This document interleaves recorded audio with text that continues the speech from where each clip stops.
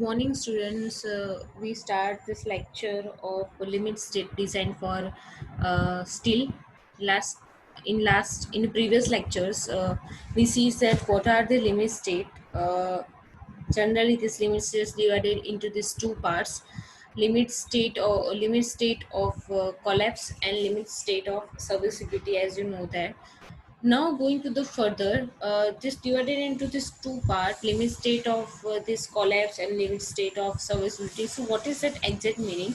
So this limit state of collapse deals with the strength and the stability of structures where it's subjected to the maximum design loads out of the possible combinations of several types of loads. This several type of loads means that there is a dead load, live load, wind load, snow load, right? So therefore this limit state ensures that neither any part nor the whole structure should collapse or become unstable under any combination of expected overloads. So basically this have this various types of load combinations, which is dead load plus live load, or dead load plus live load plus wind load, right? So it will not should consider that it should not collapse or become unstable under any circumstances or any combinations of expected overloads. The second is limit state of serviceability, which deals with this deflection and cracking of structures under the service loads, durability under working environments during the anticipated exposure conditions during this service, and the stability of the structure as a whole and the fire resistance, etc. Right? So structural design is generally based on most critical limit state and also design to check for this other limit state. So all these relevant limit states have to be considered in this design to ensure adequate degree of safety and the serviceability. So because of that, the structure shall be designed on the basis of this most critical limit state and then shall be checked for the other limit states, which will be seen in this figure, right? So these are the partial safety factors. So this chart shows this frequency of this load, and in the center of this figure or chart, there is fm here, which is mean load. There is a fck at this bottom of this curve, which is the characteristic load, and the sigma is identified as the standard deviation. So, what is this meaning of characteristics of loads? So, characteristic of load is defined as this value of the load which has 95% probably not being exceeded during the life of the structure. So, the design values are derived from the characteristics value through the use of partial safety factors both for the materials and the loads. So, going to the further, these characteristics values of load discussed in these sections are based on the statistical data. It is assumed that the 95% cases the characteristics load will not exceed it during this life of structure, which will be also shown in figure. So however structures are subjected to overloading, also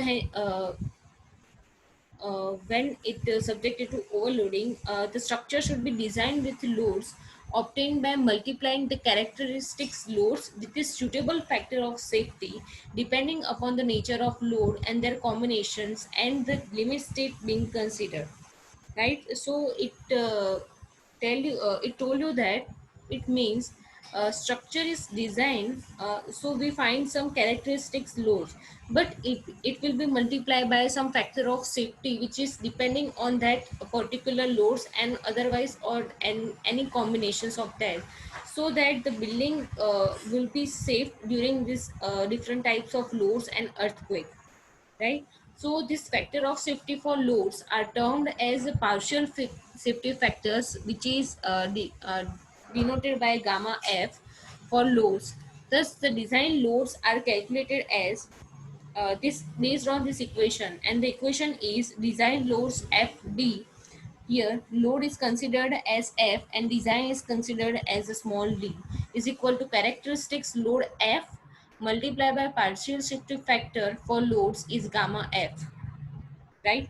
So, respective values of gamma F for loads in this two limit state as given in table 18 as IS 456 for different combinations of loads are furnished in this table 2.1.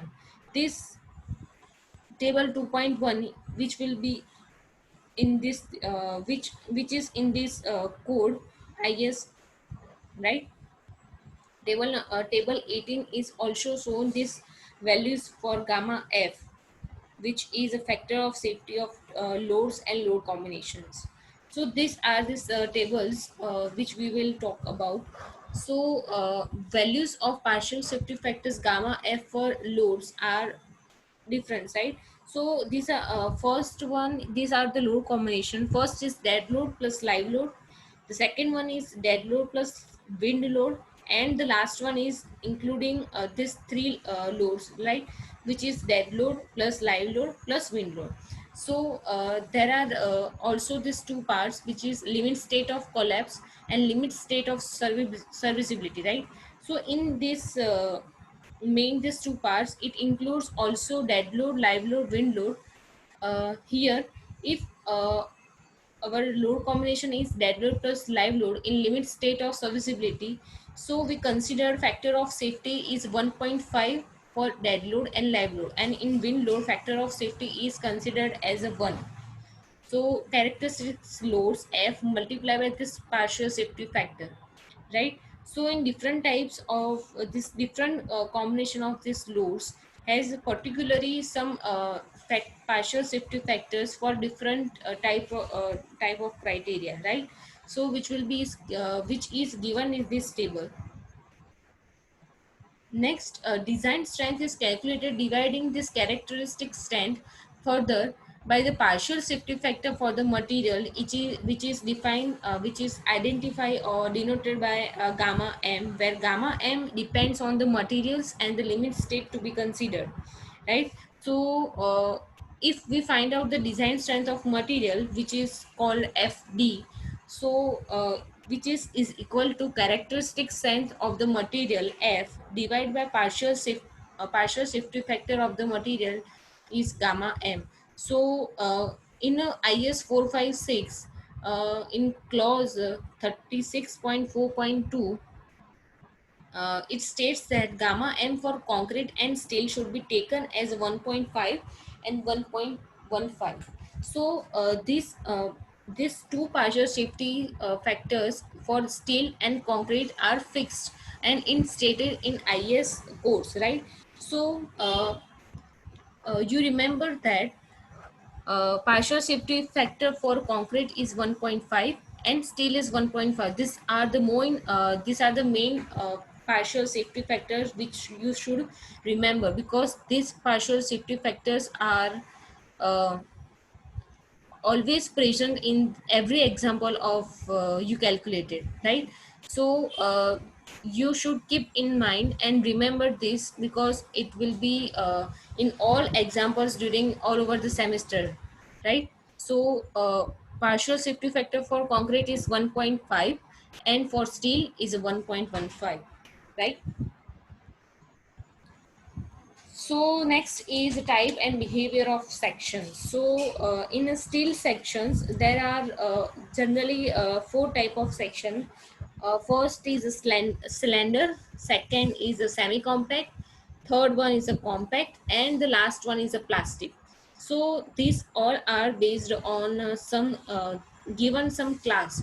So plastic section is defined as a class 1, compact section is defined as a class 2, semi-compact is also also defined as class 3, and the slender is defined as class 4. So here uh, I would explain that. First we talk about this slender section. Now what is this in slender section? So slender section, which is very thin section, so which is buckle before reaching yield stress, right? So what is this meaning of yield stress? So its yield stress meaning is deform plasticity, plastic. I think it deform plastically, but after removal of stress, return to its original shape. It's called a yield stress, right? So if we apply load, yield capacity or yield stress, meaning that if we apply load on some section, so after the removal of this load or section, the shape will which return is original shape, that is called yield, right? So in this slender section, when load increases, because as you shown in this graph, it increases with stress, rotation and moment, right? So as the load increases, it reach, it buckles before reaching yield stress. Why? Because it's a very thin section and we do not consider this thin section as in our design, right? So a slender section are not considered in any type of design because it's a thin section. There is no use of this section in the practical in a practical life or practical matlab, applied in this building because it's a very thin section. The next is a semi compact section. It can reach yield stress but not develop plastic moment. So local buckling is not occurs. So because of this load increases, this also increase in a yield stress, but they do not develop some plastic moments. So there is no development of plastic moment. That means that local buckling is not occurs. So that there are some minor cracks. There are some minor cracks are here after the removal of this after removal of this stress. It will be easily returned to its original shape, but with some hair cracks or minor cracks are there in these sections, right? So going forward, what is the meaning of this compact section? So in this compact section, it can reach yield stress, but yielding moment is transfer in shear. So after removal of the stress, some cracks are developed in sections. So what in this semi-compact section, the section is in this section there is a plastic moment developed. It means then when load is applied and you remove this load, the section is back in this original shape. But in compact section, if we apply load and we removal this load or stress, there are some major cracks in that section, in that particular section, right? And at the last one, plastic. You know what the meaning of plastic. Plastic, it can be easily bend, but at a certain limit. If we bend more than it needed, then it buckles easily, right? So before in this figure, the plastic section means before reach and yield stress, the section will break apart, right? So before the reaching of this yield stress, it will be break. You can see this line which shows that it can break easily. In this curve, this inclined line shows this yield stress, right? So in this four type of sections, which section, which class are very important, and what type of sections which are choose from this design of this cell structure. So most effectively section is this compact section and semi compact section. Why? Because this compact section, uh, it can yield this yield stress, right? But this yielding moment is transfer in shear, because after removal of this stress, some cracks are developed, but the sections could not buckles or do not bend, right? So these are this four type of sections, which is a slender, semi compact, compact and plastic, right? So this I think these figures are this figure is blurred, but in this table number 9.1, which will be here, class 1, 2, 3, plastic, compact, and semi-compact, and these all are the different type of members, steel members, which is I section, roll section, welded sections, right? So you can see this table in this code IS 800, right? In table number 9.1, this figure are there. So here we ended up this philosophy limit state design for steel members, right? So in this next we going forward to the next chapter, which is a bolted connection. So uh, thank you so much for attending this lecture.